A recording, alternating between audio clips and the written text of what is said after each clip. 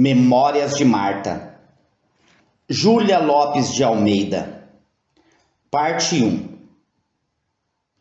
1. Tenho uma ideia vaga da casa em que nasci e onde morei até os 5 anos.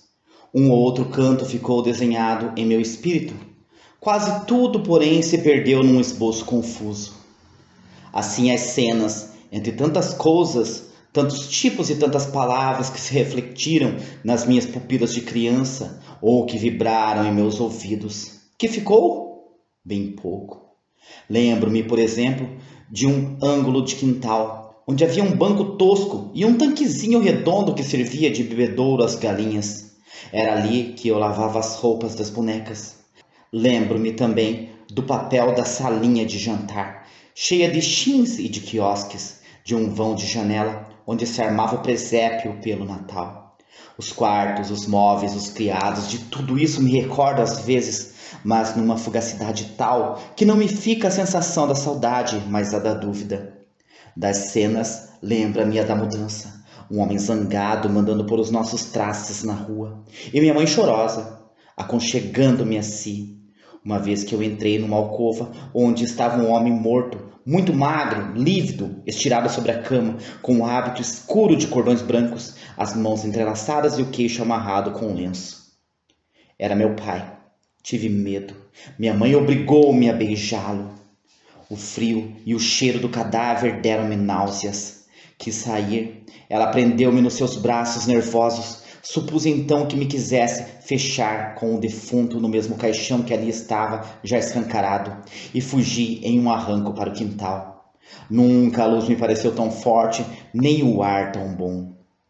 Com as costas unidas ao muro, os olhos secos de espanto, sufocando as palpitações do meu coração, como se a bulha dele bastasse para chamar sobre mim a atenção da gente da casa. Fiquei muda, sentindo por todo o corpo a frialdade daquele cadáver, com a sensação de que me iam buscar para me embrulharem na sua roupa de espectro, larga, escura, cortada pelos traços longos dos 2 cordões brancos. Na morte, não era o pavor da cova negra o que me assustava mais, era a presença do Pai do céu, de que me falavam a todo instante, como uma punição para as minhas travessuras e um prêmio para virtudes que eu não conhecia e me pareciam de assombro. Efetivamente, que eu via eu desde manhã até a noite? Menina, não faça assim que Deus castiga. Por isso eu tremia toda, pensando que me queriam levar com meu pai para a presença desse Deus tremendo, inflexível, tão alto que, se não pudesse curvar até as minhas faces lacrimosas para um beijo de perdão ou de piedade. Já o corpo do finado ia nos solavancos do carro rua fora. Quando minha mãe foi buscar-me, vendo-a, gritei com força que me deixasse, E debati-me entre os seus braços frágeis. Ela convenceu-me a custo de que me queria na vida para a consolação dos seus dias negros. Entrei em casa desconfiada. Da morte do meu pai, eis a medonha sensação que me ficou. Amei-o? Talvez, mas não me lembro. A convivência era pouca ou nenhuma. Ele passava a vida em viagens de trabalho, agenciando negócios, eu agarrada às saias de minha mãe e de uma velha mulata religiosíssima, e que toda se desmanchava em contar-me histórias de santos, em flagres, tormentas, mistérios, obras divinas e enormes pecados que me faziam tremer. Não posso acompanhar o movimento de transição da nossa vida, desse tempo para o outro, em que habitamos um cortiço de São Cristóvão. Aí já minha mãe não tinha criados, nem mesmo a velhinha que nos acompanhava outrora, e que partiu não sei para onde, nem com quem. Lembro-me de que vivíamos nós 2 sós, minha mãe engomando para fora, desde manhã até a noite, sem resignação, arrancando suspiros do peito magro, mostrando continuamente as queimaduras das mãos e a aspereza da pele dos braços, estragada pelo sabão. Cresci vagarosamente, como se me não bastasse para o desenvolvimento o espaço estreito daquela alcova, em que de verão e de inverno minha mãe trabalhava, vestida com o pobre traje de viúva, já velho e russo, mal arranjado em seu corpo de tísica, muito delgado. Eu às vezes ia brincar para a porta com umas crianças da vizinhança, mas as pequenas eram brutinhas e magoavam-me os pulsos, puxando com força por mim. Eu caía, chorava alto, minha mãe corria a socorrer-me e levava-me ao colo para dentro. Sentia-lhe a respiração ofegante, as mãos muito quentes e os beiços secos, queimados, que ela unia as minhas faces em beijos longos e sentidos. Vês, dizia-me ela, com voz enfraquecida e rouca, arranhaste os joelhos. Deixa-me ver as mãozinhas, estão esfoladas também. E molhava-mas cuidadosamente, como se eu tivesse doença de perigo ou dolorosa, com todo o mimo e desvelo. Voltava depois ao trabalho, arregaçava as mangas e dava-me uma bruxa de pano e uns retalhos para que eu me entretivesse a fazer-lhe vestidos. Vendo-me sossegada, punha-se a passar e repassar o ferro, muito pesado ao longo da tábua, assente de um lado no peitoril da janela e de outro nas costas de uma cadeira forte e rústica. Eu alinhavava uns copos, uns aventais impossíveis e acabava por adormecer. Quando abri os olhos, via-me cercada de coisas que não vira pouco antes a meu lado. Uma manta a cobrir meus joelhos, a cabeça sobre o travesseiro. E para que não me importunassem as moscas, um quadrado de ecocia transparente a tapar meu rosto. Os dias sucediam-se sem que se notasse a menor alteração em nossa vida. Levantava-me tarde, minha mãe deixava-me agasalhada no leito e ia trabalhar silenciosamente. Nosso almoço era café e pão, café sem leite, muito fraco. O meu quinhão era sempre o maior. Fim do almoço ia eu, como na véspera, para a porta, atraída pelos gritos alegres das crianças, e dali voltava chorosa, oprimida pela superioridade das outras, muito mais fortes do que eu. Chamavam-me lesma, mole, palerma, e riam-se das minhas quedas, da minha magreza e da minha timidez. Eu, em começo, estranhava aquela moradia, com tanta gente, tanto barulho, num corredor tão comprido e infecto, onde o ar entrava contrafeito e a água das barrelas se empoçava entre as pedras desiguais da calçada. Minha mãe não permitia que eu me desembaraçasse com as outras. Tinha sempre os olhos em mim. Eu sentia-os, às vezes, como brasas a queimarem minha pele. Se eu me desviava um pouco, ela gritava logo: Marta, vem cá! E eu voltava submissa. No tempo das chuvas, a reclusão que me era imposta dava ainda um tom mais lúgubre à minha solitária infância. Fui sempre medrosa e dócil.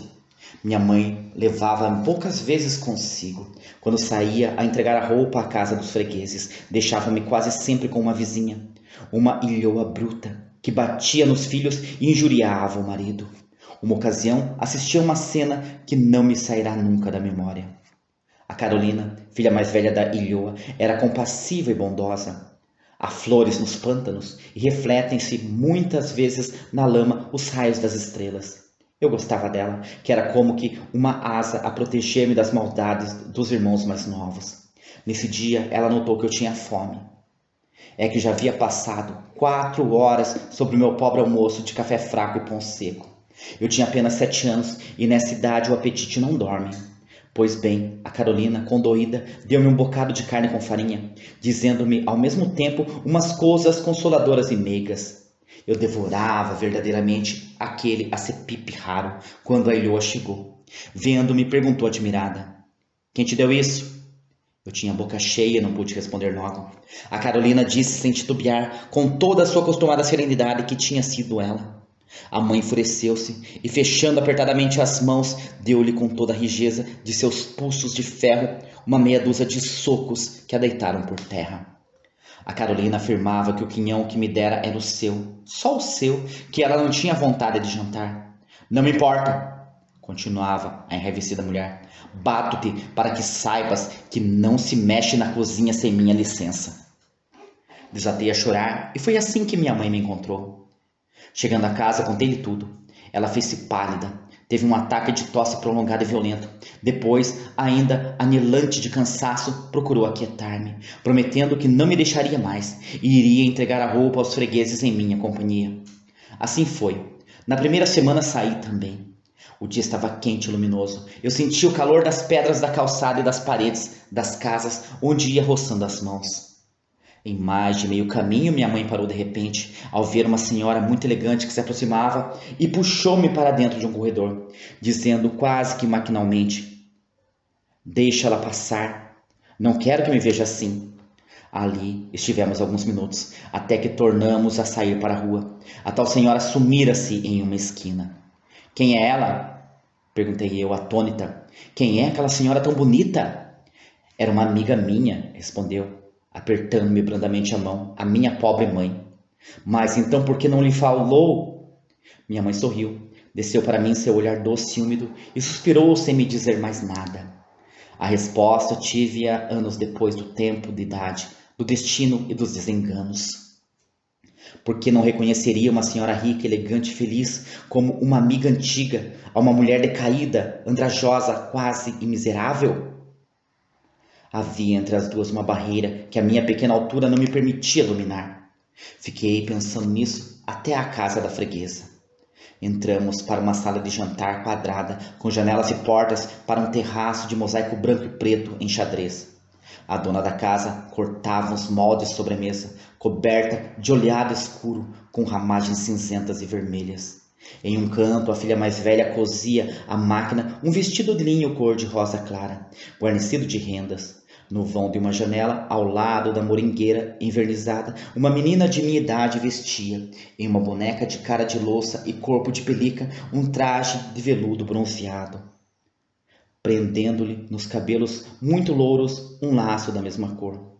Vendo-me, sentou-se em um banco baixo e pôs-se a tirar de um cofre fatos de seda, de cetim e de caxemira para sua querida boneca.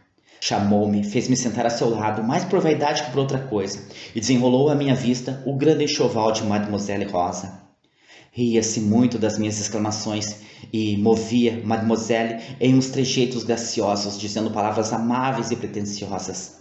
Depois, enfastiada de brincar, falou-me da mestra, das amigas, de uma festa de Natal a que assistira, de caixas de amêndoas forradas de seda, de bombons, de joias, de passeios. Levou-me à sala, mostrou-me o álbum, os quadros, as jardineiras, sentou-se ao piano e tocou uma lição do método, tendo cuidado de virar para cima a pedra do anel que, por largo, caía. Conduziu-me depois para defronte do espelho, um grande espelho que vinha do teto ao chão, tomando uma parede toda. Como me achei triste e feia ao lado daquela menina de minha idade. Ela, muito alva, corada, olhos rasgados e brilhantes de alegria e de orgulho, o vestido claro, curto, bibe branco bordado, meias pretas esticadas por cima dos joelhos. Eu, pálida, o cabelo muito liso, feito em uma trança apertada, as pernas magras, as meias de algodão engilhadas, o vestido de lã cor de Havana, muito comprido e esgarçado, os sapatos de duraque rotos. Ela compreendeu-me e demorou-se maldosamente a confrontar-me com altivez. Eu sentia-me humilhada e com vontade de chorar. Em casa da ilhoa ou em casa da freguesa, caía sobre mim, com todo o peso, o horror da minha incompreendida situação. Voltamos para dentro. O hall estava conferido. Chamavam por nós. Lucinda, disse então a dona da casa, para a filha mais nova, vai buscar teu vestido encarnado para o dares a esta menina. É novo ainda, continuava ela, voltando-se para minha mãe, mas não vai bem a Lucindinha, e o pai não gosta da cor. Veio o vestido, enfiaram-o mesmo por cima do outro, para mo experimentarem. Parece um macaquinho, exclamava Lucinda, desferindo umas risadinhas agudas a olhar para mim. Eu corava e tive ímpetos de o arrancar do corpo. Virava-me de costas, de frente, de lado, fazia-me levantar os braços, abaixá-los e dobrá-los. Prestei-me como um autômato, indignada sem saber porquê, revoltada, mas submissa e trêmula.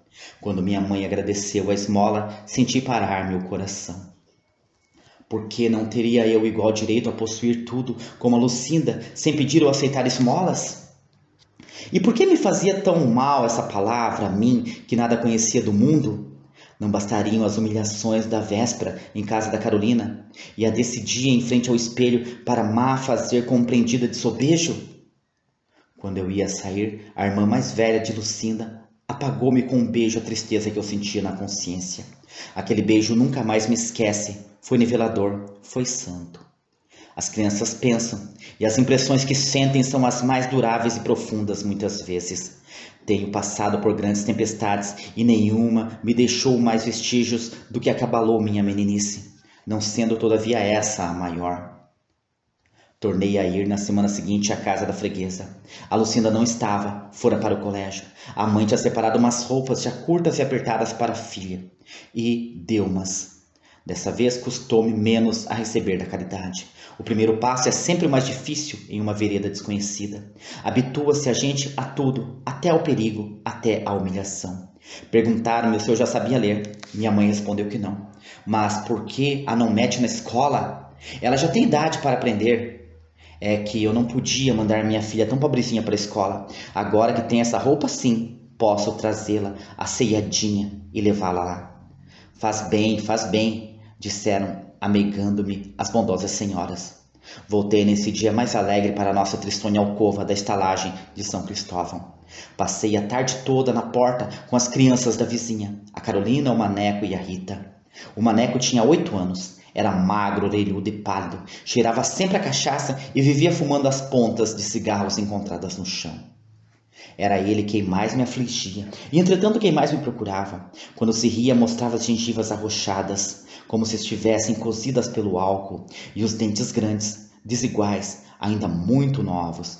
Era alto para a idade, mas magríssimo, com o peito fundo, e braços e as pernas moles. A irmã mais nova tinha 5 anos, mas podia comigo ao colo. A Rita já dona de um vasto vocabulário de insultos. De resto bonita, morena e engraçada. A este rancho juntava-se às vezes um mulatinho, o Lucas, mais moço do que eu, muito sujo, e que passava a vida a mentir. Nesse dia entrei para a roda com um ar altaneiro. Falei de coisas suntuosas, presentes, doces, vestidos, gozando do olhar de inveja e admiração dos outros. Só a Carolina parecia não me ouvir. Lavava os esfregões das panelas com o corpo em C e os braços enterrados na água mal cheirosa da tina. 2. Dias depois, entrei para a escola pública da minha freguesia. Na véspera da entrada, participei. A Carolina e as irmãs que ia para o colégio, e no dia seguinte, logo de manhã, foram para a porta ver-me com meu vestido encarnado a caminho da aula. Meu vestido encarnado. Então não me pesava ele nem me queimava o corpo como dias antes. Ao contrário, fazia-me orgulhosa, superior.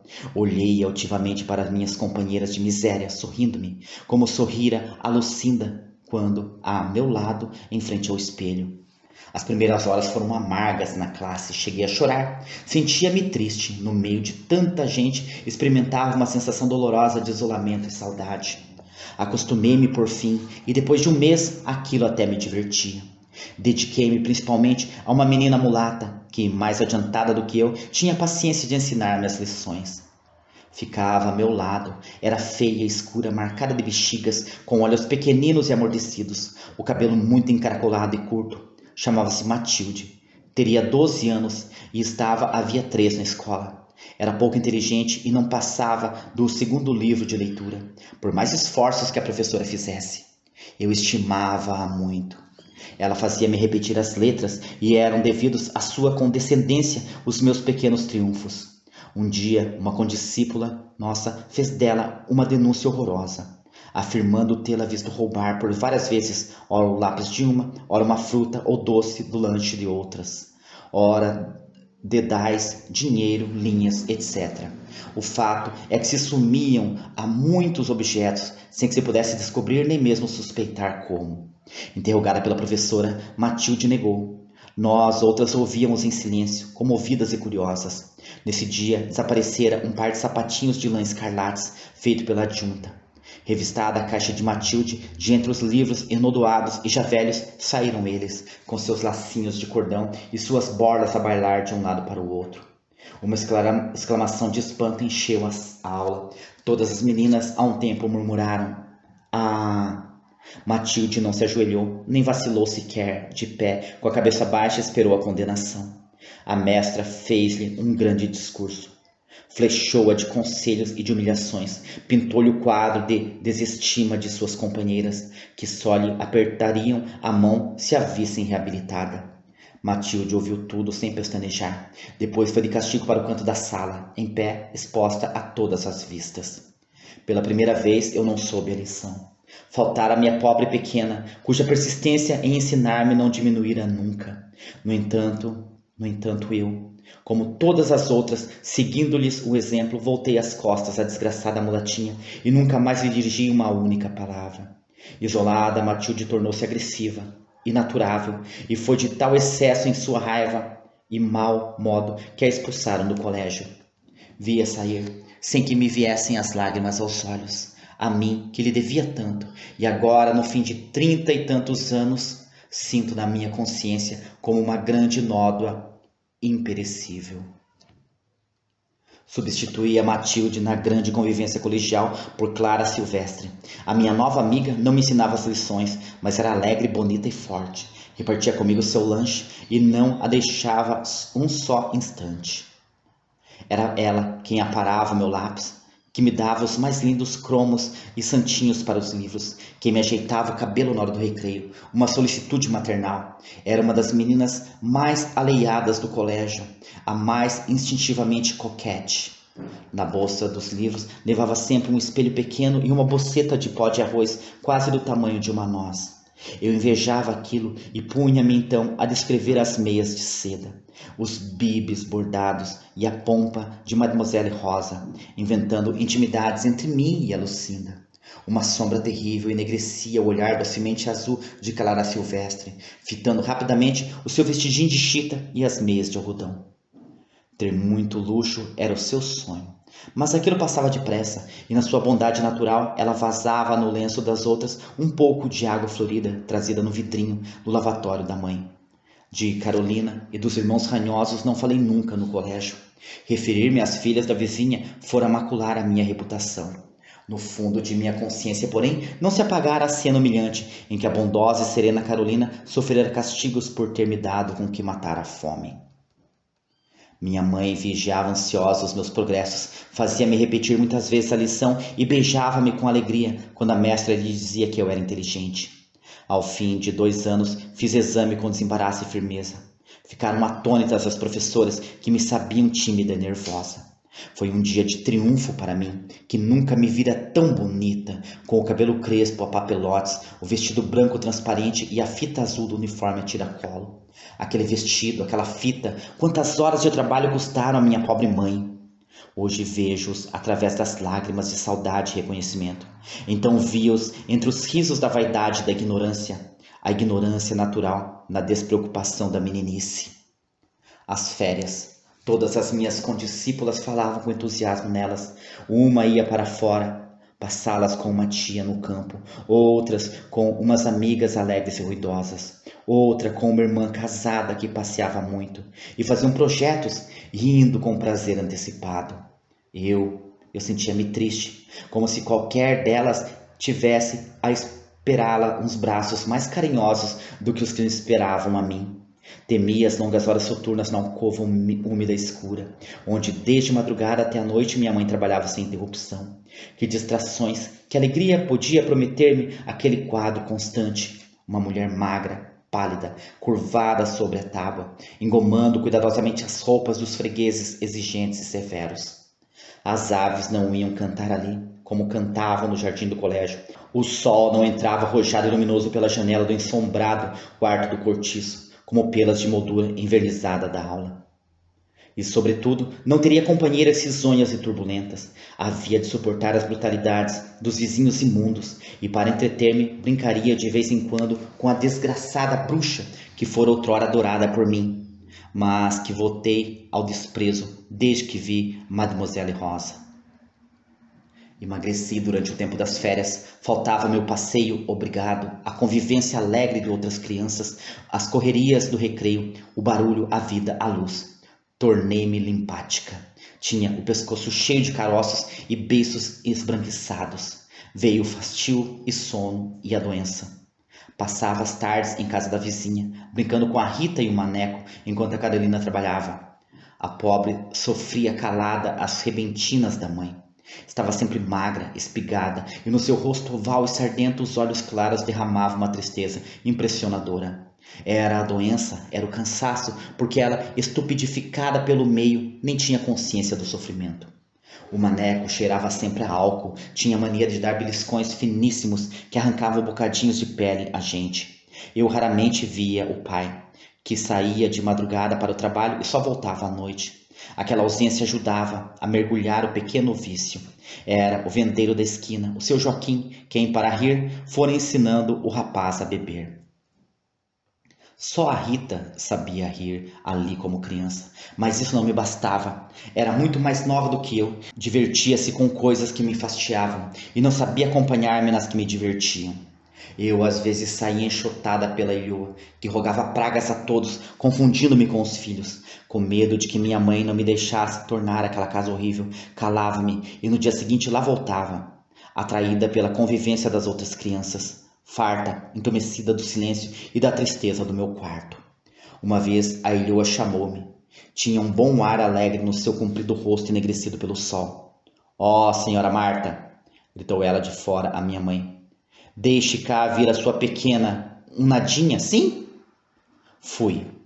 Tinham-lhe dado uns doces em casa de uma freguesa e ela repartia-os com a criançada. A sua voz forte, de pronúncia cantarolada, pospontada de franceses, nunca me pareceu menos rude. Ela estava em pé no meio do quarto, perto da mesa.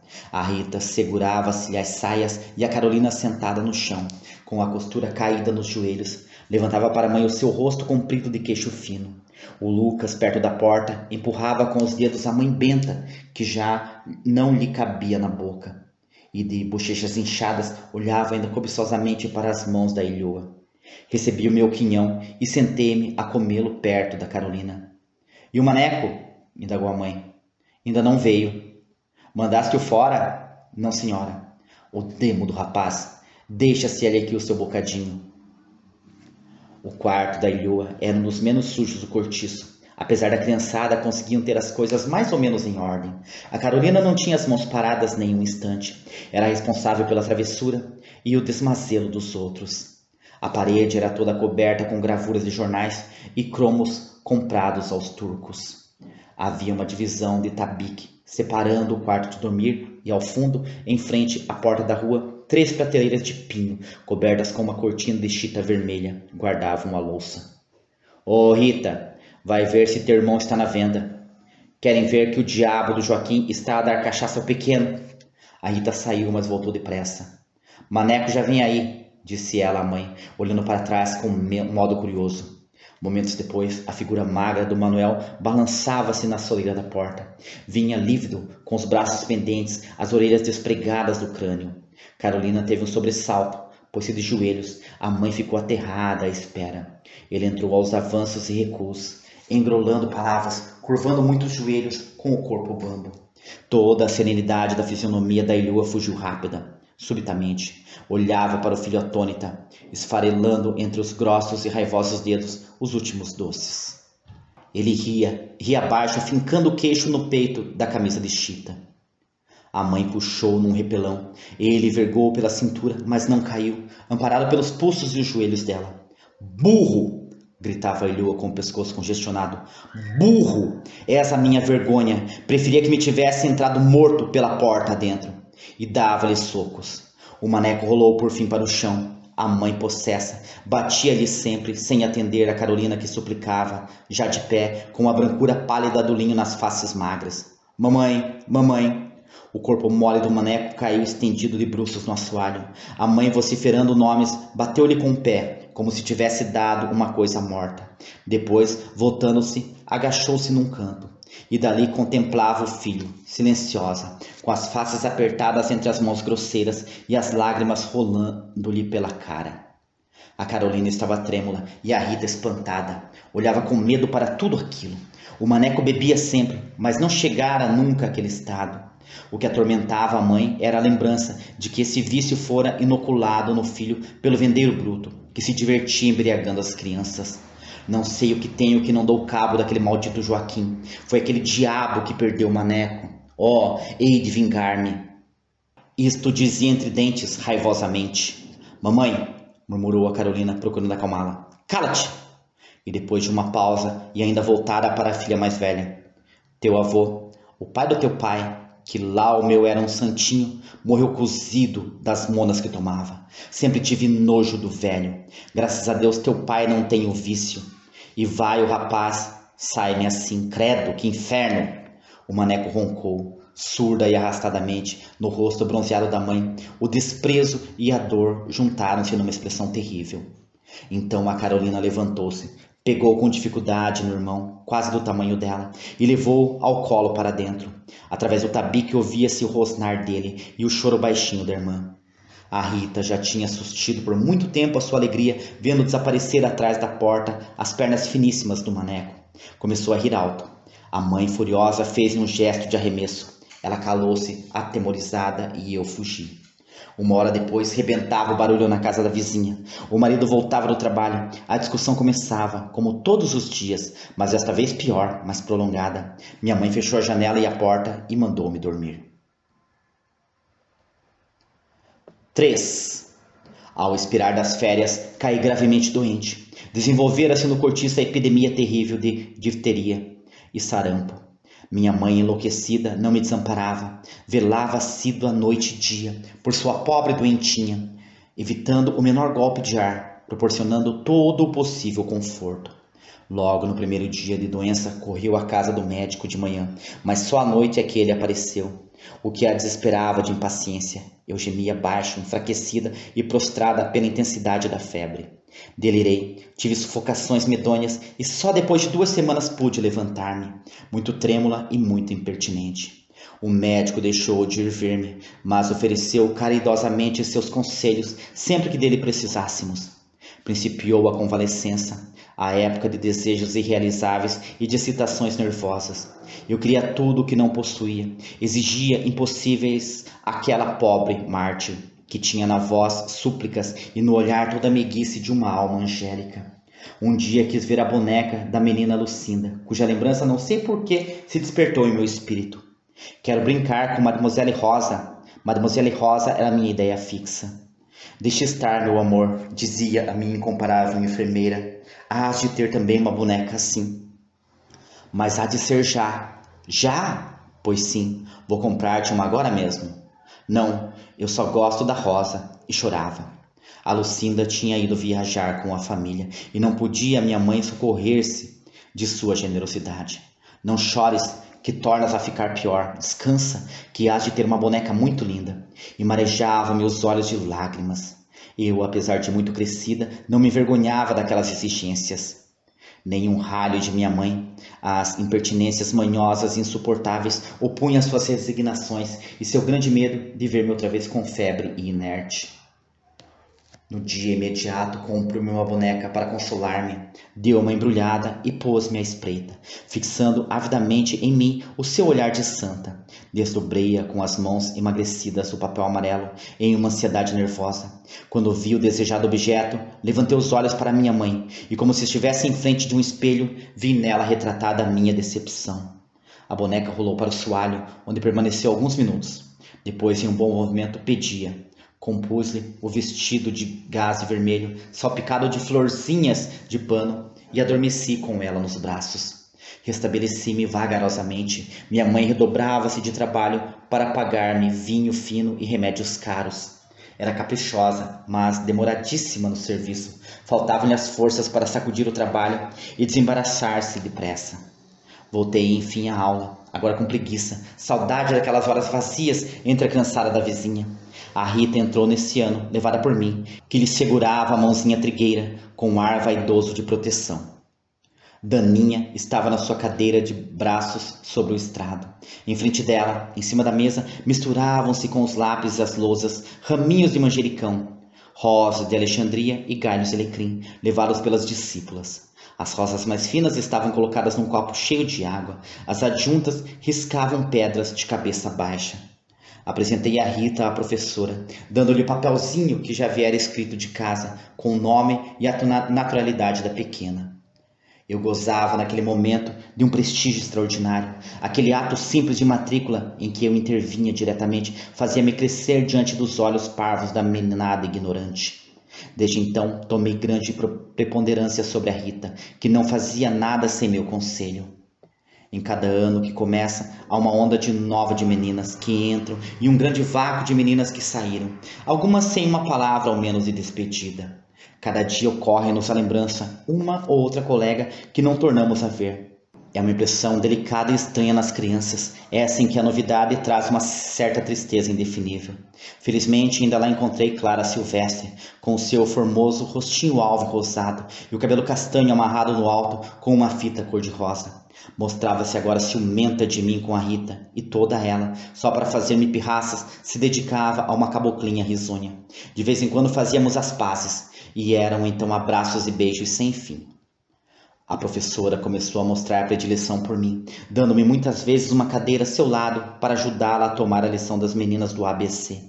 Diziam que eu tinha muita paciência e muito jeito. As crianças deram em trazer-me também raminhos de alecrim e perpétuas, mal amarradas com linha. Assim correu o ano. Chegado o mês de dezembro, tornou a época do descanso. Fiz meu segundo exame com louvor. Minha mãe, julgando-me suficientemente instruída, quis acostumar-me a ajudá-la, mas viu com tristeza que eu não tinha jeito para os trabalhos a que propunha. Mandava-me vigiar a panela, mas a comida queimava-se ou o fogo extinguia-se. Olhava-me sem repreender-me e uma ocasião disse-me com brandura: Tu não nasceste para isto, mas, filha, é preciso que te habitues. Bem vês, somos muito pobres e quando eu morrer, deves saber sustentar-te com dignidade e firmeza. Ao ouvi-la falar em morte, desatei a chorar e prometi trabalhar, mas no dia seguinte entornei a panela nas brasas que se apagaram. Eu tinha então 11 anos. Nessa idade lidava arduamente a Carolina, mas a Carolina era a Carolina, um anjo condescendente e sofredor, que levava beliscões, tendo por isso nódoas negras em seu corpo de gafanhoto muito branco. A Carolina tinha juízo como uma senhora sensata e coração imaculado. Enfim, a Carolina não entrara nunca em uma casa como a da Lucinda, nem se vira em frente de um espelho, miserável e feia, ao lado de outra menina de sua idade, bela e orgulhosa. Passei tristemente o resto das férias e logo no primeiro dia de escola voltei à classe. Chovia, estavam poucas meninas. Fim da lição, participei à costura, a bainha de um lenço. Uma adjunta conversava intimamente com a mestra, em um tom que me permitia ouvi-las sem indiscrição. Falava de si, de sua vida passada, dando graças a Deus por ter um emprego cujo ordenado lhe consentia um certo conforto, evitando que o irmão, única pessoa da família, a protegesse, dando-lhe coisas olhadas como supérfluas, por mais necessárias que fossem, pela cunhada rapariga invejosa e irônica, segundo frases suas. Estou morta por tirar a cadeira, continuava, só assim viverei tranquila. A professora animou-a. Ela retirou-se com um sorriso satisfeito e eu fiquei pensativa. Nessa noite eu sonhei que era mestra. Tinha uma casa grande com jardim, onde cantavam doudamente em uma alegria exuberante e abençoada os passarinhos. Quando acordei, disse o sonho à minha mãe. Vi-lhe no rosto lampejar a alegria. Foi assim que desabrochou em meu espírito essa flor imaculada e santa, de aroma fortalecedor e doce, o amor ao trabalho. Eu projetava fazer fortuna a ensinar meninas. Queria um palacete com espelhos e móveis esquisitos. Atraía-me a figurinha nervosa e brilhante de Lucinda, aquela visão que me plantou na alma o arbusto de negros frutos, cujo sabor me envenenava, a inveja. Sonhando ser mestra, eu não imaginava o descanso, o repouso ameno que eu daria à minha mãe como recompensa dos grandes sacrifícios feitos por ela, para meu bem-estar. Eu não pensava em ser útil, em tornar-me necessária, imprescindível.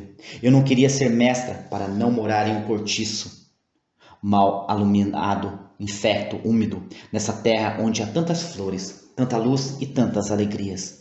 O caso é que, fosse qual fosse a mão que me escreveu no pensamento, a resolução de vir a ser professora pertencesse ela à tentação diabólica do luxo ou à compreensão de um dever. Fosse qual fosse, eu a abençoo. Continuei a estudar e fazer progressos. Os primeiros prêmios eram meus. Dava-os à minha mãe, que os guardava como relíquias em um cofre de madeira, onde tinha o retrato de meu pai e algumas cartas de família, amarelecidas pelo tempo. Por isso dizia-me às vezes sorrindo: nessa caixinha estão o meu passado e o meu futuro. Uma tarde voltamos do colégio, eu e a Rita, quando no meio da rua tivemos de parar estupefatas. A ilhoa ia entre dois soldados, com o vestido esfarrapado, o cabelo solto, o rosto sangrando, coberto de arranhões. As mangas arregaçadas mostravam seus braços de lavadeira robusta, avermelhados e musculosos, e havia um tal ar de fúria e de dor no seu olhar, que ela nem viu a filha, que chamava por ela agarrando-se a mim. À porta do cortiço havia ajuntamento de povo. Algumas pessoas riam-se. O Joaquim vendeiro vociferava, roxo de cólera, empapando num lenço o sangue que lhe escorria do nariz. Entramos em casa, trêmulas de susto, soubemos de tudo. O Maneco tinha ido com a mãe ao médico. A Ilhoa queixara-se. O pequeno não comia, não dormia, tinha tremuras nas mãos, o ar pasmado, e entrava a emagrecer de uma maneira espantosa. O médico, depois de um rápido exame, declarou o doente incurável. Aquilo era o efeito do vício. Já não valia a pena dar-lhe remédios que o deixasse beber à vontade. A morte não tardaria muito. A Ilhoa voltou arrastando o filho. Atirou-o para a cama, recomendou-o a Carolina e saiu de novo para a rua. Estrangular o Joaquim entre os seus dedos rigorosos era o seu intento, mas devagar, dizendo-lhe mesmo: meu filho vai morrer por tua causa, mas antes que ele morra, hás de tu ir para o inferno. A venda estava cheia de gente. Ela não viu senão o dono, magro, amarelo, alto, perto do balcão ceboso. Atirou-se a ele, esmurrando-o num extravasamento de cólera. Caíam copos, garrafas, uma barulheira medonha que ia atraindo os curiosos. Vieram os soldados, separaram-os às pranchadas e de lá a levaram para a polícia, com as mãos cheias de sangue e fios de barba do outro. Dentro da casa, a Carolina chorava baixo, contendo o irmão que teimava em voltar para fora. Ela ouvia tudo, com o coração apertado, mas não faltando aos seus cuidados de manager. Minha mãe foi acompanhá-la, ajudando-a a deter o Maneco. Carolina deu o jantar a Rita, obrigou o irmão a tomar um caldo e arrumou depois tudo no armário, limpando as lágrimas ao pano dos pratos. Numa das voltas, minha mãe notou-lhe: que é que você tem nas pernas, Carolina? Estão inchadas. Há muito tempo já que estão assim. Cada dia engrossam mais. Já não posso calçar as meias. Isto não é nada. Já falou ao doutor? Não, mas já tivemos aqui uma vizinha com a mesma coisa. O doutor disse que era da umidade. A gente não pode mesmo morar em outro lugar. Isto não é nada. Quando se tratava das suas doenças, ela dizia sempre, repetindo-se: isto não é nada. Só no dia seguinte foi que a Ilhoa voltou para perto dos filhos, e mal entrou, desafogou-se em lágrimas. Continua.